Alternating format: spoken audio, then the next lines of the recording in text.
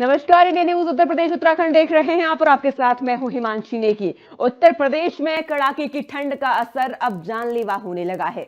पूर्वी मध्य और पश्चिमी यूपी की रफ्तार अब शीतलहर ने थाम ली है। सुबह शाम घना कोहरा, रात में कंपकपा देने वाली ठंड और दिन में ठंडी पछुआ हवाएं मौसम का मिजाज पूरी तरीके से बिगड़ दिया है। आज यानी 8 दिसंबर को प्रदेश में ज्यादातर हिस्सों में मौसम साफ रहने की संभावना है, लेकिन सुबह के वक्त हल्के से लेकर घना कोहरा लोगों की परेशानी बढ़ाएगा। कई जिलों में पिछले 24 घंटे में 600 मीटर तक दृश्यता गिरने की रिपोर्ट सामने आई है और जो सड़क और ट्रेन यातायात दोनों के लिए खतरे की घंटी है।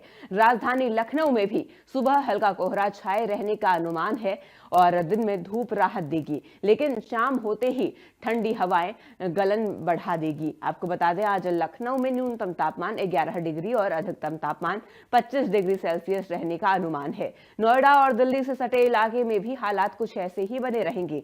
मौसम विभाग ने भले ही ये कह दिया हो कि अगले 3 दिनों तक अधिकतम तापमान लगभग स्थिर रहेगा, लेकिन शीतलहर का असर अभी पूरी तरीके से टला नहीं है। अच्छी खबर यह है कि इसके बाद न्यूनतम तापमान में धीरे धीरे बढ़ोतरी हो सकती है और इससे सुबह शाम की ठंड से कुछ राहत मिलेगी। फिलहाल ठंड को लेकर अलर्ट जारी है और स्वास्थ्य विभाग की सलाह है कि बुजुर्ग, बच्चे और बीमार लोग सुबह शाम घर से निकलने से पहले बचे और गर्म कपड़े पहने और कोहरे में वाहन चलाते वक्त हाई बीम और फॉग लाइट का इस्तेमाल करें। उत्तर प्रदेश इस वक्त कोहरे और शीतलहर की डबल मार झेल रहा है और अगले कुछ दिन भी राहत के आसार नहीं दिख रहे हैं।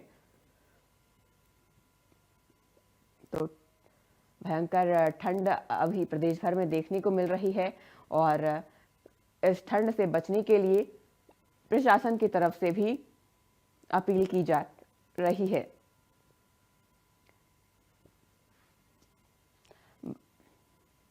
तो लोग अलाव का सहारा लेते हुए नजर आ रहे हैं।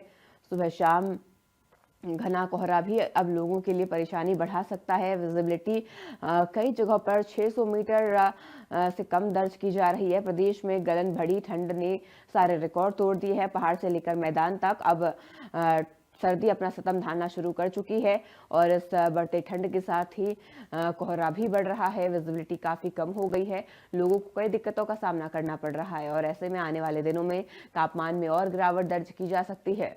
हालांकि मौसम विभाग ने आने वाले 2 से 3 दिन में मौसम में स्थिरता रहने का अनुमान लगाया है, लेकिन शीतलहर अभी भी लोगों के लिए परेशानी का सबब बनी हुई है और शीतलहर और कोहरे ने लोगों की ठिठुरन बढ़ा दी है और इस कोहरे के चलते विजिबिलिटी काफी कम हो गई है। ऐसे में वाहन चालकों को भी कई दिक्कतों का सामना करना पड़ रहा है। आपको बता दें, कोहरे का जाल अब बिछ चुका है। मोटी मोटी परतें अब देखने को मिलती हैं धुंध की, कोहरे की, जिसके चलते विजिबिलिटी काफी कम हो गई है और ऐसे में जो फॉग लाइट है वो उसका इस्तेमाल करने का यहाँ पर प्रशासन ने सलाह दी है।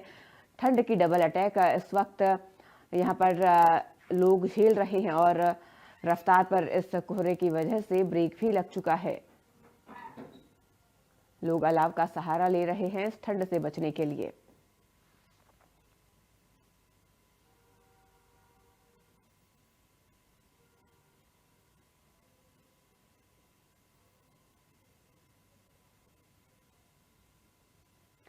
और मौसम पर अलग अलग जगहों से हमारे साथ हमारे सहयोगी जुड़ चुके हैं जो हमें तमाम अपडेट्स देंगे। सबसे पहले संजय, मैं आपके पास आना चाहूंगी, अमेठी से हमारे साथ जुड़े हुए हैं। संजय, देखिए लगातार तापमान में गिरावट दर्ज की जा रही है और जैसे इस बार सर्दी देरी से शुरू हुई, लेकिन जितनी देरी से शुरू हुई तापमान में उतनी ही जल्दी अब गिरावट दर्ज की जा रही है। ऐसे में वहां पर स्थिति कैसी देखने को मिल रही है? जी बिल्कुल हिमांशी जी, देखिए जिस तरीके से लगातार दिसंबर महीने के शुरू से ही कड़ाके की ठंड का एहसास देखने को मिल रहा है, वो पूरी तरीके से अब बरकरार है, क्योंकि जैसे ही शाम ढलती है जो पश्चिमी विक्षोभ से चल रही जो हवाएं हैं वो ठिठुरन बढ़ा देती हैं। तो ऐसे में लगातार जो टेम्परेचर है वो रात का नीचे गिरता हुआ दिख रहा है, क्योंकि पूरे उत्तर प्रदेश की अगर हम बात करें तो उत्तर प्रदेश के पूरे मध्य और जो पूर्वी इलाके हैं वहां पर कड़ाके की ठंड इस समय देखने को मिल रही है। ये लगातार जो पहाड़ों पर बर्फबारी हो रही है उसका अब सीधा असर उत्तर प्रदेश के मैदानी इलाकों में देखने को मिल रहा है, जिससे लगातार जो टेम्परेचर है उसमें गिरावट दर्ज की जा रही है। एटा हो गया, हरदोई, प्रयागराज, बनारस ऐसे शहर हैं उत्तर प्रदेश के जहां पर न्यूनतम तापमान 2 से 5 डिग्री सेल्सियस के आसपास तक पहुंच गया। अगर अमेठी की हम बात करें तो अमेठी में भी लगातार जो टेम्परेचर है वो रात का डाउन होता दिख रहा है, क्योंकि जहां बीते दिनों टेम्परेचर हाई था जिससे लोगों को राहत थी, अब वही टेम्परेचर जो है 12 से 13 डिग्री के सेल्सियस के आसपास आकर रुका है। कभी कभी ऐसा होता है कि रात को जब सर्द हवाएं चलती हैं तो 9 डिग्री सेल्सियस के आसपास टेम्परेचर हो जाता है। यानी जी। आज की अगर हम बात करें तो आज 9 से 10 डिग्री सेल्सियस का तापमान रात का रहा है, और दिन की अगर बात करें तो दिन में 24 डिग्री सेल्सियस के आसपास का हम्म। तापमान देखने को मिल रहा है। तो ऐसे में अब पूरी तरीके से कड़ाके की ठंड जो है वो अमेठी में भी देखने को मिल रही है, जिसको लेकर जिला प्रशासन पूरी तरीके से अलर्ट है। तमाम उन तैयारियों की व्यवस्थाओं की समीक्षा की जा रही है, चाहे वो रैन बसेरे हो, अस्थायी अस्थायी रैन बसेरे हो, या फिर चाक चौराहों पर अलाव की व्यवस्था हो, या फिर गौशाला जो है उसमें बेजुबानों के लिए जो टाट पट्टी की व्यवस्था हो। तो ऐसी तमाम व्यवस्थाओं को लेकर शासन से निर्देश दिया गया है, और कहीं ना कहीं उसका पालन कराने की अब जरूरत भी है, क्योंकि अब कड़ाके की ठंड हो रही है, और ऐसे में रात को ही जो कड़ाके की ठंड का एहसास है वो देखने को मिलता है। सुबह जो है वो यूं कहा जाए एक तरीके से भीषण ठंड देखने को मिल रही है। तो जी। लगातार टेम्परेचर गिर रहा है, ऐसे में सावधानी बरतने की जरूरत है, क्योंकि जिस तरीके से शीतलहर और कोहरा का भी अब असर देखने को मिला है, क्योंकि रात को विजिबिलिटी भी कम हो जा रही है। तो ऐसे में कई सारी सावधानियां बरतने की जरूरत है, और ऐसे बिल्कुल। सावधानी से वाहन चलाने की जरूरत है। दूसरी तरफ अगर आप बाहर निकल रहे हैं तो आपको तमाम तरीके के जो गर्म कपड़े हैं उनको डालकर निकलना है, तमाम अपने जो मफलर है या टोपी है उसका इस्तेमाल करके निकलना है, क्योंकि कहीं ना कहीं आप बाहर निकलते हैं तो हवाएं परेशान कर का एहसास देखने को मिलता है। और इस समय हम इस एक चौराहे पर हैं, और यहाँ पर रोड भी आपको दिखा देते हैं। देखिए, जो भी लोग हैं जो जरूरी है वही जा रहे हैं, और कहीं ना कहीं देखा जाए तो पूरी तरीके से जो लोग बाहर निकल रहे हैं वो अच्छी तरीके से पूरी तरीके से पहने हैं, जैकेट पहने हैं, मफलर लगाए हैं। तो ऐसी तमाम चीजें हैं जो वो व्यवस्था करके लोग निकल रहे हैं, और कहीं ना कहीं पूरी तरीके से इस तरीके से देखा जाए तो लगातार अब ठंड का जो सितम है वो अमेठी में भी देखने को मिल रहा है। हालांकि प्रशासन अलर्ट है, तमाम तैयारियों की व्यवस्था की जा रही है, और ऐसे में देखा जाए तो अब लोगों को भी सतर्क रहना है, क्योंकि मौसम विभाग ने साफ कह दिया है कि तापमान स्थिर रहेगा, लेकिन कहीं ना कहीं कड़ाके की ठंड आपको झेलना जरूर पड़ेगा। जी बिल्कुल। हमारे साथ शिव जुड़े हुए हैं रायबरेली से। शिव, मैं आपके पास आना चाहूंगी। देखिए, लगातार जैसे कि हमारे सहयोगी ने बताया कि तापमान में गिरावट दर्ज की जा रही है। ऐसे में इस वक्त रायबरेली में क्या स्थिति बनी हुई है, और क्या दिन के वक्त के तापमान में भी गिरावट दर्ज की जा रही है?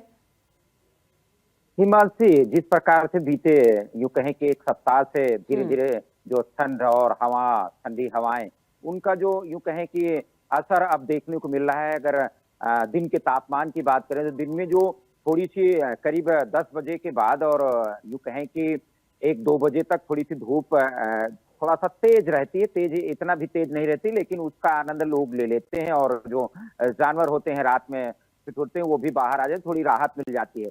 लेकिन ये राहत बहुत चंद यूं कहें कि 2 घंटे के लिए होती है, और जिस प्रकार से अब ठंड धीरे धीरे बढ़ने लगी, जिस प्रकार से कल का जो रात की और दिन में ज्यादा ठंड थी उसकी अपेक्षा आज थोड़ा सा राहत यह है कि टेम्परेचर 24 डिग्री के आसपास दिन का रहने की उम्मीद है जैसा बताया, और रात में 10 डिग्री सेंटीग्रेड के सेल्सियस के करीब रहा। लेकिन सबसे बड़ी बात यह है कि जैसे ही हवाएं चलती हैं तो फिर कोई जो ये तापमान है वो असर नहीं करता। अगर आप फंस गए हैं, दिन हो या रात हो या शाम हो, आपके पास उस तरह के कपड़े नहीं है तो आप प्रभावित होंगे, बीमार होंगे। हालांकि जो सलाह दी जाती है अमूमन देखा भी जा रहा है कि सभी को देखा जा रहा है, जिनके पास कपड़े हैं वही लेके निकल रहे हैं। लेकिन जरूरतमंद जो गरीब तबके के हैं अभी उनके जो ठंड यूं कहते हैं जिनको असर ज्यादा करती तो सबको है, लेकिन अब धीरे धीरे मजबूर लोग भी दिखते हैं कि उनको सरकारी सहायता मिल जाए, कहीं से कंबल मिल जाए, कहीं से इंतजाम अलाव के मिल जाए, रैन बसेरे मिल जाए। तो सारे इंतजाम सब उनकी फाइलें तैयार हो गई हैं, अधिकारियों ने कर लिया है।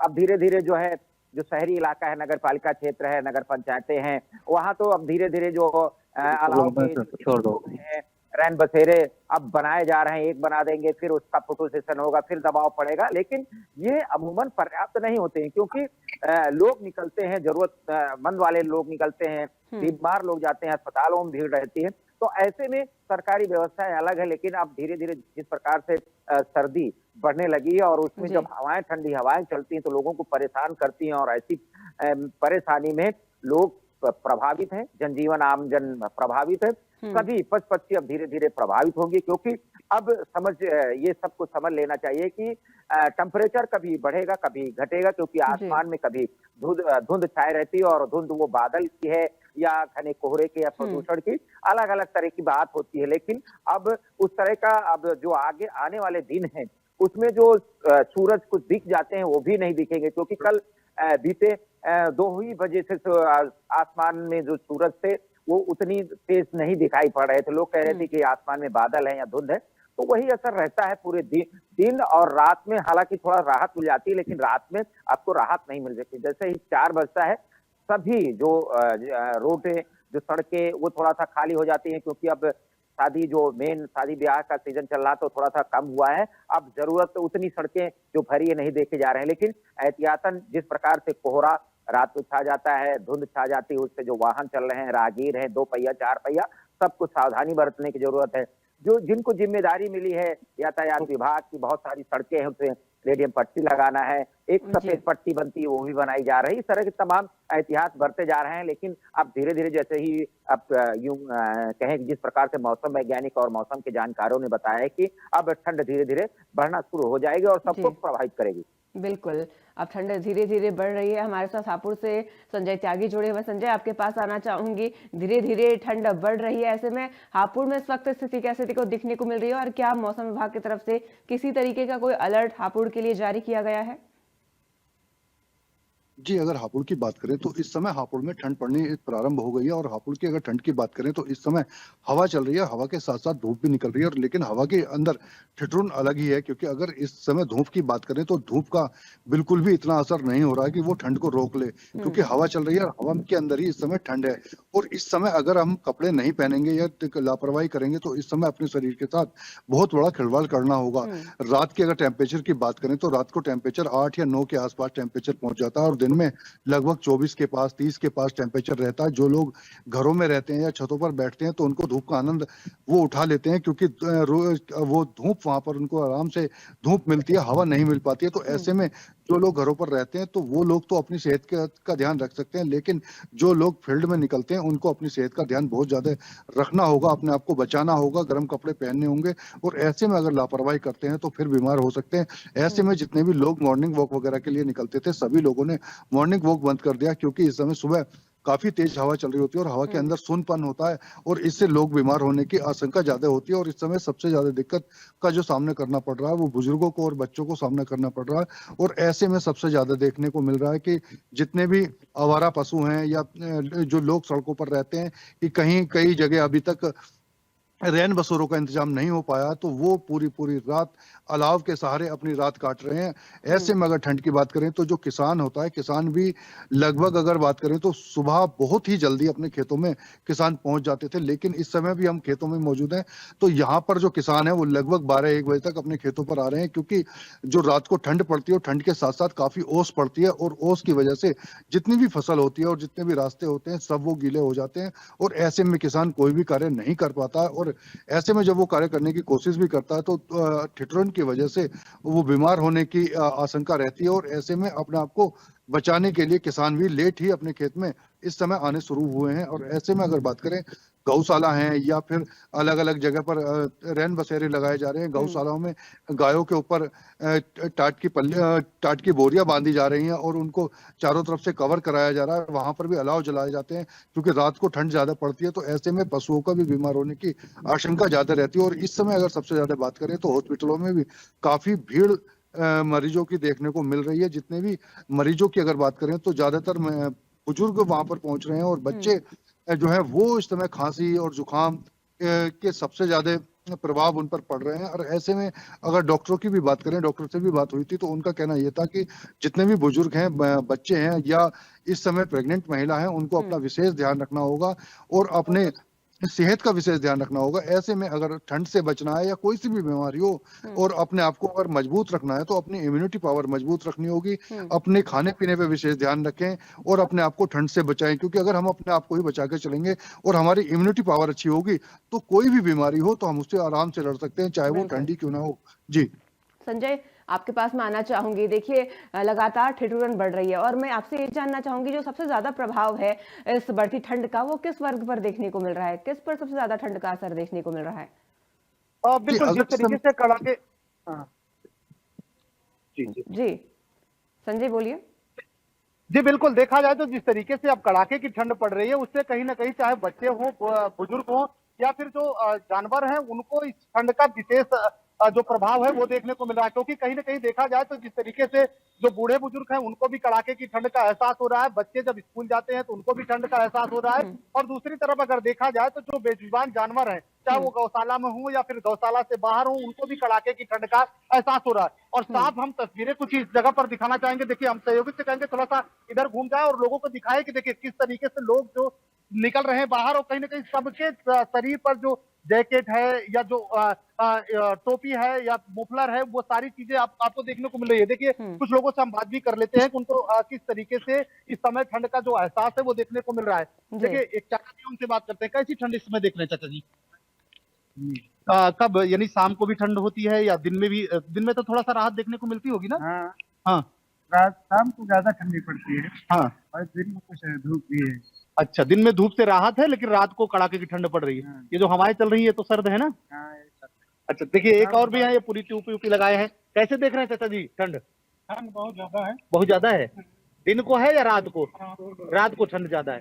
रात को ठंड तो देखिए, कहीं ना कहीं देखा जाए तो रात को ठंड जो है वो कड़ाके की देखने को मिल रही है। ये लोगों का भी मानना है, और कहीं ना कहीं भी जो बेजुबान है उनको, बूढ़े बच्चे, इन सभी को इस ठंड, भीषण ठंड का जो एहसास है वो बिल्कुल इस समय अमेठी में भी देखने को मिल रहा है। जी हिमांशी जी, शिव प्रसाद, मैं आपके पास आना चाहूंगी। देखिए, ठंड बढ़ती है तो इस ठंड का जो असर है वो पूरे प्रदेश में देखने को मिलता है। तो लगातार जो व्यापारी हैं और जो वेंडर्स हैं, स्ट्रीट वेंडर्स हैं, जैसे जो कोई चाय का ठेला लगाता है, ई रिक्शा चालक हैं, इन सभी को सर्दी का एहसास होता है और ऐसे में जो इनके कामकाज है उस पर भी काफी असर देखने को मिलता है। तो इस वक्त वहां कैसी स्थिति देखने को मिल रही है? देखिए, जिनको रोजी रोटी कमानी है, उनसे घर चलता है, दिन भर वो ठेला लगाते हैं, कहीं जो है अन्य दुकान अन्य लगा लेते हैं, सड़कों के किनारे लगाते हैं, या कहीं किसी दुकान में कोई मजदूरी करना है, तो वे जो है दिन भर अपना किसी प्रकार से यूं कहें कि सारा ढक के काम चलाते हैं। कभी कभी ये भी रहता है कि पूरे इंतजाम नहीं रहते हैं, लेकिन जो एक होता है कि परिवार कैसे चलेगा, उसके लिए जो दुकानें हैं, तो उनमें ठंड का भी प्रकोप देखा जा रहा है। लेकिन यूं कहें कि उनको अपने परिवार और बच्चों की, सबकी पालने पोसने की जो एक उस तरह का डाइवर्ट हो जाता है, तो ऐसे में उनको थोड़ा सा देखा जा रहा है। उनके शरीर में कपड़े भी नहीं रहते, लेकिन वो काम करते हैं। दूसरी ओर हालांकि सरकार, शासन ऐसे लोगों को चिन्हित भी कराती है, तो उनकी जो भी मदद हो सकती है वो मदद कराती है। प्रभावित सभी रहते हैं, इसमें अमीर हो, गरीब हो, चाहे जो तबका हो, ठंड से सभी प्रभावित रहते हैं। आप देखते होंगे कि जब भीड़ में जा रहे हैं, कोई एक शर्ट में इस मौसम में खूब ठंड में रहता है और कोई बहुत ज्यादा कपड़े पहनता है, तो शरीर है अपने हिसाब से एडजस्ट कर लेता है। अमीरी गरीबी का भी सवाल है, तमाम तरह की व्यवस्थाएं हैं, लेकिन ठंड सबको प्रभावित करती है, चाहे पक्षी हो, जानवर हो, आम जनमानस हो, उसमें चाहे शहर में रहता हो, घर के अंदर रहता हो या बाहर रहता हो, सब प्रभावित है। तो ऐसे में जो अब ठंड शुरुआत यूं कहें कि तेजी से हो गई है, दिन तो थोड़ा ठीक रहता है, रात में अब ठंड बढ़ जाती है। ठंड के असर से होता है कि जो बीमार लोग पड़ रहे हैं, अपने को बचाना है, जो पहले से बीमार हैं, अस्थमा के हैं, हार्ट मरीज हैं, बच्चे हैं, बुजुर्ग हैं, तो उस तरह की सावधानी बरतने की जरूरत है, यही सब डॉक्टर कहते हैं। हालांकि रायबरेली के जिला प्रशासन ने और स्वास्थ्य महकमे ने पहले से तैयारी कर रखी है। अस्पतालों में अब देखने को मिल रहा है कि हीटर लगे हुए हैं अस्पताल में, जहां भी पहुंच रहे हैं जिनसे संसाधन है, तो वो इमरजेंसी में जो भी 24 घंटे ड्यूटी रहती है डॉक्टरों की, वहां थोड़ी सी व्यवस्थाएं ठीक ठाक रहती हैं। दूसरी तरफ अभी वही पेज फंसा हुआ है कि एसआईआर की जो प्रथम चरण की प्रक्रिया है, 11 तारीख को उसको अपडेट होना है, तो उसमें सारा ज्यादा फोकस जिला प्रशासन और सभी कर्मियों का है। उसमें जिलों से लेकर के सभी जिलाधिकारी से लेकर के थोड़ा सा फोकस है। लेकिन इस बीच राहत की खबर यह है कि 2-3 दिन जैसे मौसम विभाग बता रहा है कि मौसम स्थिर रहेगा, तो स्थिर रहेगा, लेकिन जब हवाएं चलती है तो सारी स्थिरता खत्म हो जाती है। ऐसे में लोग प्रभावित रहते थे, ठंड से प्रभावित हो रहे हैं। हालांकि जो व्यवस्थाएं हैं वो व्यवस्थाएं अब होंगी और की भी जा रही हैं, लेकिन इस ठंड में सबको बचने की जरूरत है। बिल्कुल, सबसे ज्यादा असर स्वास्थ्य को होता है। हमारे साथ संजय त्यागी जुड़े हुए हैं। संजय, मैं आपके पास आना चाहूंगी। जैसे हमारे सहयोगी ने बताया कि सबसे ज्यादा जो असर पड़ता है वो स्वास्थ्य पर पड़ता है, बुजुर्ग हो, बच्चे हो, महिलाएं हो या फिर कोई भी हो, स्वास्थ्य सबसे ज्यादा महत्वपूर्ण रहता है। और ऐसे में प्रशासन की तरफ से, स्वास्थ्य महकमे की तरफ से भी तमाम तैयारियां की जाती हैं। हापुड़ की मैं बात करूं, वहां पर क्या तैयारियां देखने को मिल रही हैं?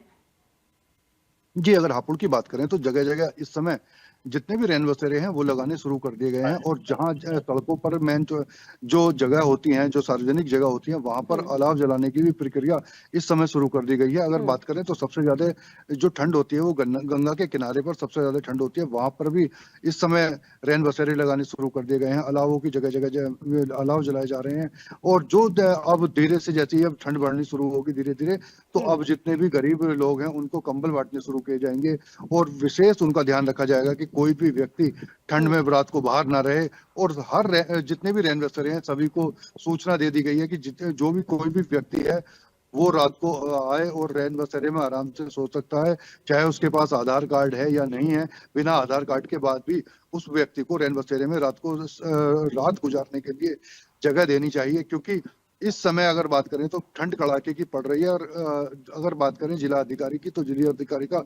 अधिकारी का आदेश है कि ऐसे में कोई भी व्यक्ति खुले में सोता हुआ ना मिले। अगर कोई भी व्यक्ति खुले में सोता हुआ मिलता है तो इस पर जितने भी रैन बसेरे के कर्मचारी हैं या अधिकारी वहां पर आते हैं उनके प्रति कार्रवाई की जाएगी, क्योंकि अगर रात को इस समय कोई भी व्यक्ति खुले में सोता है तो उसके साथ कोई भी हादसा हो सकता है। ऐसे में अगर ठंड लग गई है, ठंड में अकड़ भी जाता है व्यक्ति, तो कई बार हार्ट अटैक भी होने की सबसे ज्यादा बड़ी समस्या सामने देखने को मिलती है। और ऐसे में अगर बात करें तो ठंड के चलते हुए जितने भी हार्ट के पेशेंट हैं उनको अपना विशेष ध्यान रखना होता है, क्योंकि ठंड में सबसे ज्यादा हार्ट अटैक के पेशेंटों को बहुत ज्यादा सामना करना पड़ता है। और ऐसे में देखने को भी मिल रहा है कि जी, अगर कई बार बात करें तो हार्ट अटैक के मरीजों को ऐसे में काफी हार्ट अटैक आते हैं और उनकी कई बार मौत भी हो जाती है। जी संजय, अमेठी में मैं प्रशासनिक व्यवस्थाओं की बात करूं तो वहां कैसी व्यवस्थाएं देखने को मिल रही है? देखिए, लगातार जो जिला प्रशासन है वो पूरी तरीके से एक्टिव है। जिलाधिकारी स्वयं जो है समीक्षा बैठक करके तमाम जो नगर पंचायत है, नगर पालिका के जो अधिकारी हैं या फिर जो संबंधित और विभाग के अधिकारी हैं उनको अलर्ट पर किया गया है कि जितनी भी रैन बसेरे हैं उनको तत्काल जो है वो सुनिश्चित कर दिया जाए। उसमें वो तमाम व्यवस्थाएं जो है वो अपडेट कर दी जाए, चाहे वो हीटर की हो या फिर लाइट की हो या रजाई गद्दा या चारपाई की, इन सारी व्यवस्थाओं को समय से दुरुस्त कर दिया जाए ताकि कोई भी शख्स जो बाहर से आते हैं, रेलवे स्टेशन पर या बस स्टॉप पर उतरते हैं, तो उनको कहीं बाहर खुले आसमान में सोना न पड़े। दूसरी तरफ जो भीड़ भाड़ वाले इलाके हैं, बस स्टॉप है या चाक चौराहा है, वहां पर अलाव की व्यवस्था कर दी जाए। यूं कहा जाए कि पूरी तरीके से आम जनमानस से लेकर बेजुबानों तक व्यवस्था जो है वो पूरा अलर्ट पर रखी गई है। हालांकि कुछ अधिकारी कर्मचारी अभी जो एफआईआर की प्रक्रिया है उसमें व्यस्त है, लेकिन उसके साथ ही साथ दोनों जिम्मेदारियां निभाने की जो जिम्मेदारी है वो अधिकारी इस समय निभा रहे हैं। और कई रैन बसेरे को चालू कर दिया गया है जिसमें लोग दूर दराज से जो आते हैं वो उसमें आराम से लेटते हैं, रात को गुजारते हैं, क्योंकि उनको खुले आसमान में सोने से दिक्कत होगी। तो यूं कहा जाए प्रशासनिक व्यवस्था भी यहाँ पर पूरी तरीके से अलर्ट है और आने वाले समय में जिस तरीके से शीतलहर, धुंध, कोहरा मिलेगा उसके साथ और भी व्यवस्थाएं अलर्ट बिल्कुल, प्रशासनिक व्यवस्थाएं यहाँ पर पूरी कर ली गई हैं और आने वाले दिनों में और भी तैयारियां देखने को मिलेंगी। जुड़ने के लिए और तमाम मौसम से जुड़ी हुए अपडेट्स हम तक पहुंचाने के लिए आप सभी का शुक्रिया। तो लगातार अब ठंड प्रचंड रूप ले रही है। आने वाले दिनों में हालांकि मौसम विभाग ने स्थिति सामान्य बताई है, लेकिन ये जो शीतलहर है ये लोगों के लिए मुसीबत का सबब बनी हुई है। फिलहाल मेरे साथ इतना ही, आप बनी रहिए इंडिया न्यूज़ उत्तर प्रदेश उत्तराखंड पर। नमस्कार।